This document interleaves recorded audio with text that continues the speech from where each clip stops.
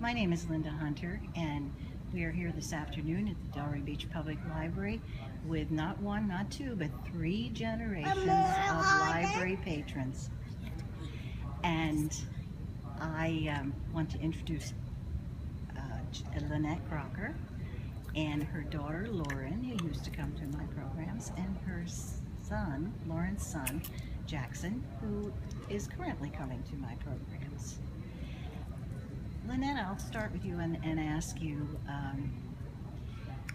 what made you bring Lauren to story times?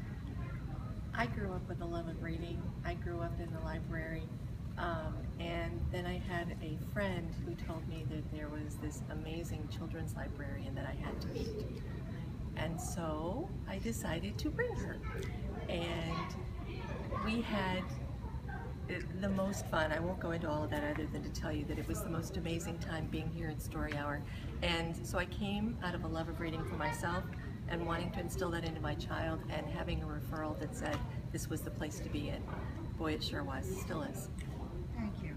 Lauren, do you remember story time when you were little? I remember it hugely. I really do. I have very I had very good memories of it. I sure do. And I also had friends who came that are also grown up like I am now, that have children, and they remember it as well. So absolutely.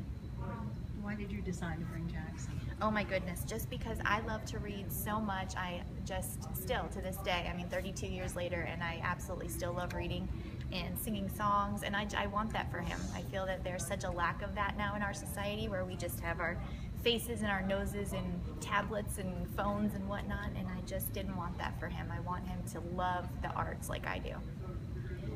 Well, I can see why the library is important to you, but what do you think about our Foothold in the Future campaign? Do you think that it's worth it? Do you think we should be expanding the children's library at a time when people say libraries are obsolete? You want to take that one? You go for it. Okay. Yeah, you don't want to get me started on that, because the day that we make libraries obsolete and we make reading obsolete, because that's what we're doing.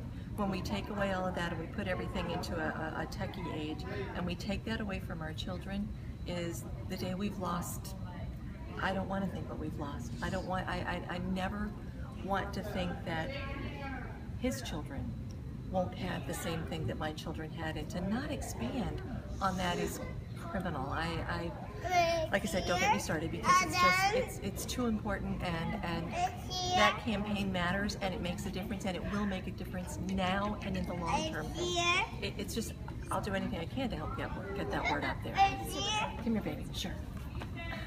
What do you think, Lauren? Okay? Yeah, I absolutely Echo your agree. mother's words? Echo her words entirely. I am absolutely just terrified of the fact that even him growing up now, they're not teaching cursive in schools, and just that the list goes on of the things that we're losing, and it just kills me. I don't want that. So I think that it's right. Absolutely not. It's a big deal, and it's important. Well, I'd like to thank you three for coming and speaking to us, and we hope to continue to serve your entire family, and yours too, Jackson. Yes, when the time thank comes. you. Yes, absolutely. Can you say thank you?